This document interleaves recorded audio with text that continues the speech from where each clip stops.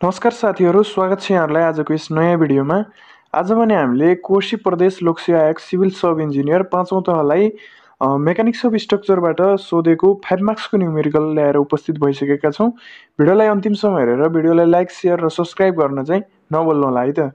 अब भिडियोलाई सुरु गरौँ है त। क्वेसनले के भनेको छ भन्दाखेरि चाहिँ calculate the shear force FA, FB, FC, FD in given figure भन्छ। एउटा हामीलाई फिगर दिएको छ र त्यो फिगरको हाम्रो चाहिँ ए पोइन्टमा, सी पोइन्टमा, बी पोइन्टमा, डी पोइन्टमा र बी पोइन्टमा चाहिँ हाम्रो चाहिँ शियर फोर्स निकाल्न भनिरहेको छ। यसका लागि चाहिँ हामीले सुरुमा के गर्नुपर्छ त भन्दाखेरि चाहिँ हामीले अब सोलुसन हियर लेखौँ। सोलुसन हियर हामीलाई चाहिँ के गर्नुपर्छ भन्दाखेरि चाहिँ यस्तो न्युमेरिकल आउँदाखेरि चाहिँ हामीले जहिले पनि के गर्नुपर्छ त फ्री बेड डायग्राम बनाउनु पर्ने हुन्छ। यसका लागि हामीले यसरी हामीले फ्री बेड डायग्राम बनाउँछौँ। यहाँ चाहिँ सिम्पली सपोर्टेड बिम भएको कारणले गर्दाखेरि एउटामा रोलर, एउटामा हिन्ज हुन्छ। यो पोइन्ट ए, यो पोइन्ट बी। त्यसैगरी हाम्रो यहाँबाट चाहिँ डाउनवार्ड चाहिँ 2 किलो न्युटनको चाहिँ पोइन्ट लोड लागेको छ। त्यसैगरी यहाँ पनि हाम्रो डाउनवार्ड चाहिँ 4 किलो न्युटन बराबरको चाहिँ पोइन्ट लोड लागिरहेको छ। अनि यहाँदेखि यो पोइन्टसम्म, यो पोइन्ट सी पोइन्ट, यो पोइन्ट डी पोइन्ट, यहाँसम्म भनेको 1 मिटर। त्यसैगरी यहाँदेखि यहाँसम्म टोटल भनेको चाहिँ यहाँदेखि यहाँसम्म 1 मिटर छ। र ए पोइन्टदेखि बी पोइन्टसम्मको टोटल डिस्टेन्स हेर्नुहुन्छ भने चाहिँ हामीलाई 2.5 चाहिँ मिटर दिएको छ। अब हामीलाई चाहिँ यो डिस्टेन्स पनि फाइन्ड आउट गर्नुपर्ने हुन्छ। यसका लागि के गर्नुपर्छ त भन्दाखेरि चाहिँ तपाईँहरू यहाँ हेर्न सक्नुहुन्छ। यसका लागि चाहिँ हाम्रो टोटल 2.5 छ अनि 1 जोडेर 2 हुने भयो। 2.5 बाट 2.5 माइनस 2 गर्ने हो भने हाम्रो 1/2 आउँछ। त्यो भनेको चाहिँ हाम्रो कति हुन्छ 0.5 हुन आउँछ। यो भनेको चाहिँ 0.5 मिटर हुन आउँछ। अब हामीले के गर्नुपर्छ त भन्दाखेरि चाहिँ स्टेप 1 मा भनेको चाहिँ स्टेप 1 मा भनेको हामीले calculation of reaction force, calculation of reaction force, हामीले चाहिँ रिएक्सन फोर्स क्याल्कुलेसन गर्नुपर्ने हुन्छ। त्यसका लागि मैले अघिल्लो भिडियोमा पनि भनिसकेको थिएँ। हामीले सुरुमा चाहिँ मोमेन्ट लग्दा सजिलो हुने भएको कारणले गर्दाखेरि हामीले क्लकवाइज डिरेक्सनमा चाहिँ बी पोइन्टमा हामीले मोमेन्ट लग्छौँ। यसले चाहिँ के हुन्छ त भन्दाखेरि चाहिँ यो यहाँ चाहिँ के हुन्छ आरएवाई हुन्छ। अनि यताबाट फेरि के हुन्छ त यो चाहिँ आरएएक्स हुन्छ। अनि यतातिर फेरि के हुन्छ त यो आरबिवाई हुने गर्दछ। अब समेसन एमबी, बी पोइन्टमा मोमेन्ट लग्दाखेरि बी पोइन्टमा मोमेन्ट केले दिन्छ त एउटा आरएवाईले दिन्छ क्लकवाइज डिरेक्सन। यो 2 किलो न्युटनले एन्टी क्लकवाइज, 4 किलो न्युटनले पनि एन्टी क्लकवाइज चाहिँ हाम्रो मोमेन्ट दिने गर्दछ। अब हामी लेखौँ आरएवाई को आरएवाई इन्टु डिस्टेन्स भनेको कति छ 2.5 मिटर, 2.5 मिटर। अब यो डाउनवार्ड छ भने चाहिँ माइनस हुने भयो 2 को 2। अब यहाँदेखि यो पोइन्टदेखि यहाँ पोइन्टसम्म डिस्टेन्स कति छ 1 प्लस 0.5 गर्दाखेरि चाहिँ 2 इन्टु 1.5। अब त्यसै गरी 4 किलो न्युटन पनि डाउनवार्ड छ, यो माइनस भयो। त्यसै गरी 4 अनि एन्टी क्लकवाइज छ भने चाहिँ यता माइनस भइहाल्यो। अनि त्यसरी डिस्टेन्स 1 मिटर छ, 4 इन्टु 1। अब यसलाई चाहिँ तपाईँहरूले क्याल्कुलेसन गर्दाखेरि चाहिँ अब यो बराबर चाहिँ के हुन्छ 0 हुन्छ। अथवा अब आरएवाई हैन, आरएवाई इन्टु 2.5 मिटर छ, ठिकै छ, meter minus 2 into 1.5 meter minus 4 into 1 meter गर्दाखेरि यो कति हुन्छ 0 हुने गर्दछ। अब हामीले चाहिँ यसलाई चाहिँ डाइरेक्ट हामीले चाहिँ क्याल्कुलेसनमा हानेर पनि हामीले निकाल्न सक्छौँ। जस्तो यहाँ म तपाईँहरूलाई निकालेर देखाउँछु।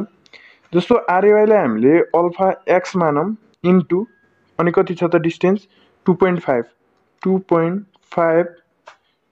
हुन आउँछ। त्यसै गरी माइनस 2 इन्टु 1.5 माइनस 4 इन्टु 1। अनि हामीले चाहिँ के गर्नुपर्छ सिफ्ट अल्फा गर्ने हो भने 0। त्यसपछि हामीले यसको टोटल एन्सर निकाल्नका लागि सिफ्ट गर्ने, क्याल गर्ने, अनि त्यसपछि यहाँ बराबर हान्ने। यो गर्दाखेरि हाम्रो भ्यालु आउँछ यो ओर आरएवाई बराबर 2.8 किलो न्युटन आयो। अब यसका लागि अब यति आइसकेपछि हामीले के गर्छौँ त भन्दाखेरि चाहिँ यति आइसकेपछि नाउ भर्टिकल फोर्स सिग्मा भी बराबर 0 गर्छौं। अब भर्टिकल हाम्रो के लागेको छ, आरएवाई भर्टिकल छ, आरबिवाई, अनि यो चाहिँ डाउनवर्ड लागिरहेछ, त्यही भएर माइनस, योमा दुईटा चाहिँ के हुने भयो त, प्लस हुने भयो, अपवर्ड लागेको छ। सो आरएवाई प्लस आरबिवाई माइनस 2 माइनस 4 बराबर 0 हुने भयो।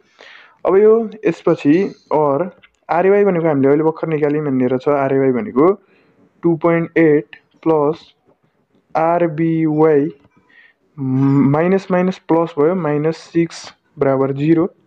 अब आरबिवाई बराबर के हुन्छ त भन्दाखेरि चाहिँ हाम्रो 6 उतापट्टि यता बराबर भन्दा यता आउँदा प्लस भयो, यो चाहिँ -6.2.6 माइनस 2.8 गर्दाखेरि कति हुन्छ त भन्दाखेरि चाहिँ 6 माइनस 2.8 गर्ने हो भने हाम्रो भ्यालु आउँछ 3.2 किलो न्युटन। 3.2 किलो न्युटन आयो। हाम्रो चाहिँ कति आयो त, 3.2 किलो न्युटन आयो। अब 3.2 किलो न्युटन हामीले निकालेको एन्सर ठिक छ कि छैन भनेर चेक गर्नलाई हामी चेक गरौँ है त।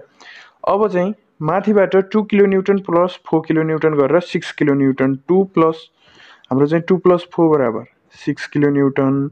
त्यसै गरी हामीले कति निकाल्यौँ, माथितिर आरएवाई भनेको 2.8 निकाल्यौँ किलो न्युटन, अनि आरबिवाई भनेको 3.2 किलो न्युटन निकाल्यौँ। अब यो दुईटालाई जोड्दा पनि हाम्रो कति आउनु पर्यो त, 2.8 प्लस 3.2 गर्दाखेरि चाहिँ 6 किलो न्युटन आउँछ। सो हामीले गरेको चाहिँ ठिक छ। अब हामी के गर्छौँ त भन्दाखेरि यति निकालिसकेपछि अब हामी क्याल्कुलेसन अफ शियर फोर्स निकाल्छौँ। अब हामीले क्याल्कुलेसन अफ शियर फोर्स गर्नका लागि हामीले अब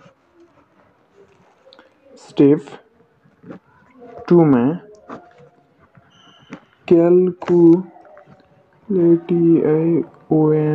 क्याल्कुलेशंस अफ शियर फोर्स। अब शियर फोर्स निकाल्नका लागि एफए भनेर दिएको छ।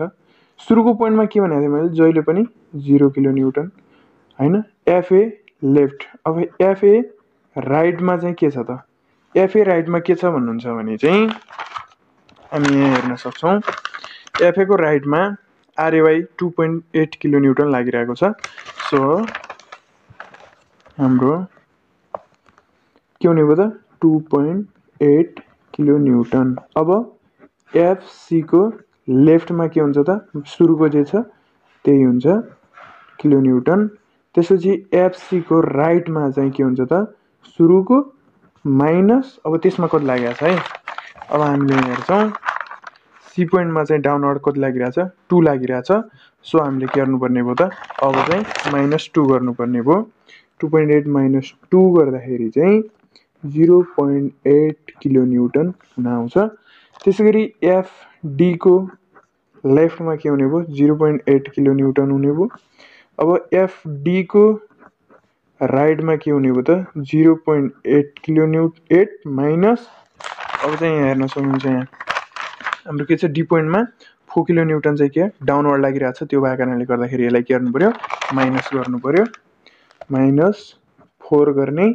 अब यो गर्दाखेरि चाहिँ कति आउँछ त भन्नुहुन्छ भन्दाखेरि चाहिँ 0.8 माइनस 4 गर्ने हो भने कति आउँछ त, 3.2 -3.2 किलो न्युटन आउँछ। यो गर्दाखेरि अब चाहिँ अब एफबी को लेफ्टमा भनेको -3.2 किलो न्युटन, त्यसै गरी एफबी को राइटमा भनेको -3.2। अनि त्यसपछि हामी यहाँ हेरौँ, हामी यहाँ हेर्न सक्छौँ, यहाँ हेर्नुहोस् आरबिवाईमा 3.2 किलो न्युटन अपवर्ड लागिरहेछ भने के गर्नु पर्यो त, हामीले प्लस गर्नुपर्ने हुन्छ। यसलाई चाहिँ हामीले -3.2 प्लस 3.2 किलो न्युटन गर्दाखेरि यो के हुने भयो त, माइनस प्लस माइनस गर्दाखेरि 0 किलो न्युटन। सो ओके हुने भयो। ल हामीलाई क्वेसनले चाहिँ यहाँनिर क्वेसन हेर्दाखेरि चाहिँ शियर फोर्स मात्रै निकाल्ने भनेको छ, तर हामीले शियर फोर्स मात्रै निकाल्यौँ। यो चाहिँ 5 मार्क्समा सोधेको क्वेसन हो। यस्तै इम्पोर्टेन्ट क्वेसनहरू चाहिँ ल्याएर हामी पुनः पनि उपस्थित हुनेछौँ। आजलाई भिडियो नै यति नै। भिडियोलाई हेर्दै गर्नुहोला। आगामी भिडियो मैले कुन सब्जेक्टबाट ल्याउँदा ठिक होला हजुरहरूले चाहिँ कमेन्ट गर्न चाहिँ नभुल्नुहोला। आजलाई भने बिदा हुन चाहन्छौँ। हवस् त, धन्यवाद।